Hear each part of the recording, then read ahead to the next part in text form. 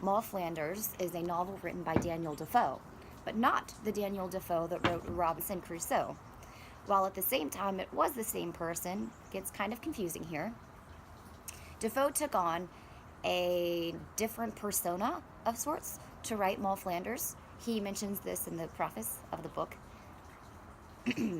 This choice was perhaps a testament to the importance of a name, and thus wrote a novel about identity with a false one. The novel is a personal narrative about a woman who is abandoned at birth and is forced to fend for herself for most of her life. She makes herself into something from absolutely nothing. The specific details of what she goes through are not that important. It's just important to note that they were essential into her developing her identity. What matters, or what we are made to believe that matters, is her identity. Like I said, the heroine of this novel is known to us and the other characters as Moll Flanders. Never is her name revealed to anyone except her own mother, and that was just out of necessity. With all this in mind, it is natural to assume that the main theme I am focusing on here has to do with identity. Mainly that a person's name isn't what defines them. It may serve as a guide in life, but your identity is whatever you make it to be. And there are many parts of the book that help highlight this. In a broad sense, Moll Flanders refused to be constrained by her name, her real name. She is aware that if people know who she truly is, it'll ruin her for life. And the only way to prevent this is to make herself into an entirely different person. Or rather, the way to avoid it is to make herself into the person she wants to be, which is what anyone's journey in life is. So, her intentions can still be seen as honest and simple and pure. She was always thinking above her means. She was born an orphan, but she made herself into a gentlewoman by uniting with this wealthy family and marrying into it. She is a woman who refused to be held back by her birth name and made herself into something more than what she was born to be.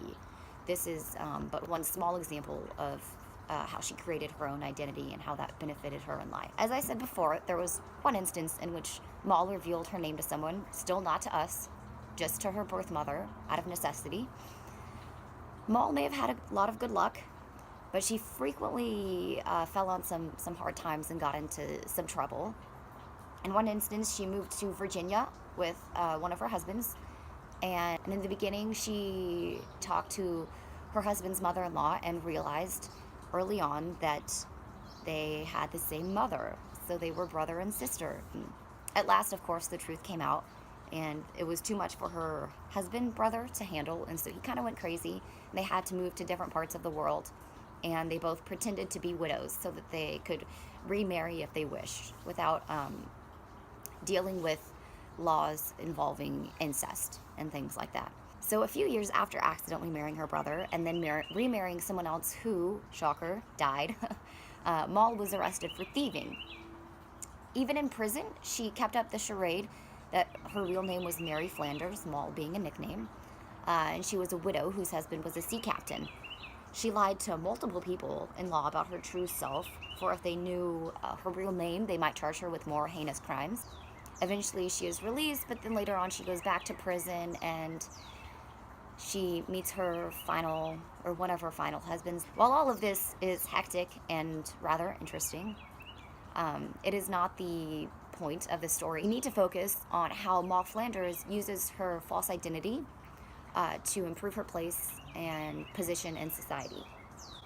Now, last but not least, we have Moll Flanders as an old woman.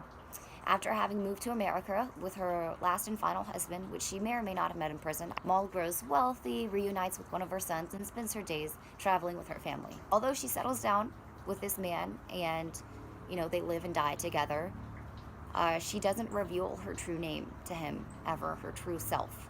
She keeps it hidden. At this point, it doesn't matter anymore what her real name is, or if it even is her real name. It's as though that name never belonged to anyone to begin with. She didn't identify with it. Few of her actions are associated with it. And she grew happy, secure in the notion that she was never tied down by her own name. So to finish up the discussion of the theme, I'm going to share my artistic depiction with you. or part of it. I chose to write 3 poems, one of them being a found poem, which is what you will hear presently.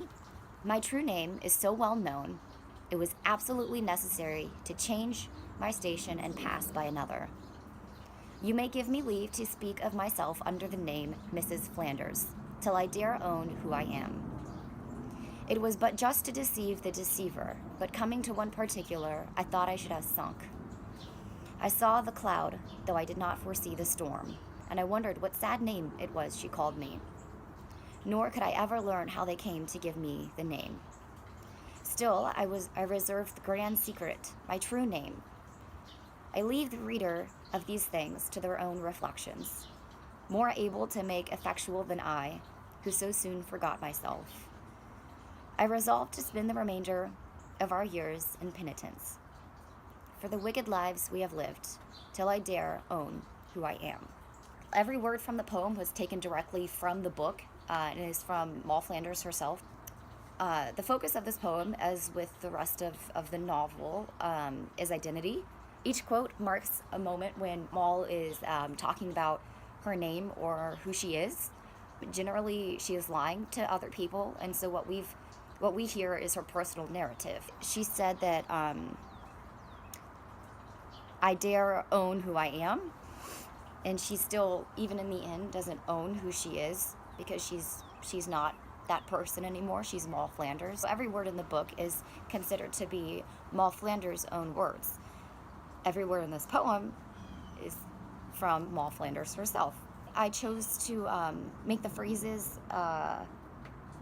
into a free verse poem because the book itself is like a free verse book. I mean, there's hardly any structure. It's just sentences after sentences, which is how one's life normally is. It keeps you going. You have to go through the boring parts to get to the interesting parts. So now we will move on to authorial intent, which is my favorite part about this novel. Daniel Defoe is brilliant in allowing us to know a narrator, Moll Flanders, without really knowing them at all. Moll Flanders is a personal narrative, like I said, from the perspective of Moll Flanders, as you know from before. Yet this narrative is different than most. Typically, personal narratives are designed so that we come to know a character and connect with them on an emotional level. This occurs to a moderate degree with Moll Flanders. However, we have no real name to associate her Moll Flanders actions with. All we have is this entire biography of a person, and yet we can't really put it to use because we don't know who it belongs to. It's very interesting because it does the opposite of what a personal narrative typically does. The withholding of her name is another great authorial move on Defoe's part. We have the privilege of knowing everything about her without knowing her real name. This relates to the idea that you don't need to truly know a person to know their intentions and to know whether or not they're a good or bad person at heart in order to know them. Because in this book, people are made up of their actions. That's what defines them, not their names. This way, Moll never let people define her by her name. We as readers are brought into her struggle of identity, whether a true name is necessary to form an identity.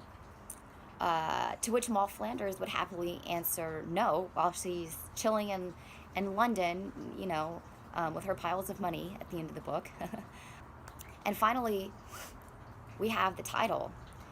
The title being the main character's pseudonym, written by Daniel Defoe, a pseudonym for Daniel Defoe, implies that we only know a person based on false personas, what they let the world see about themselves. We know Moll Flanders isn't the woman's real name, yet we need to identify her by something, because without a name, we have no one to connect her story and her actions with, and it loses some of its meaning.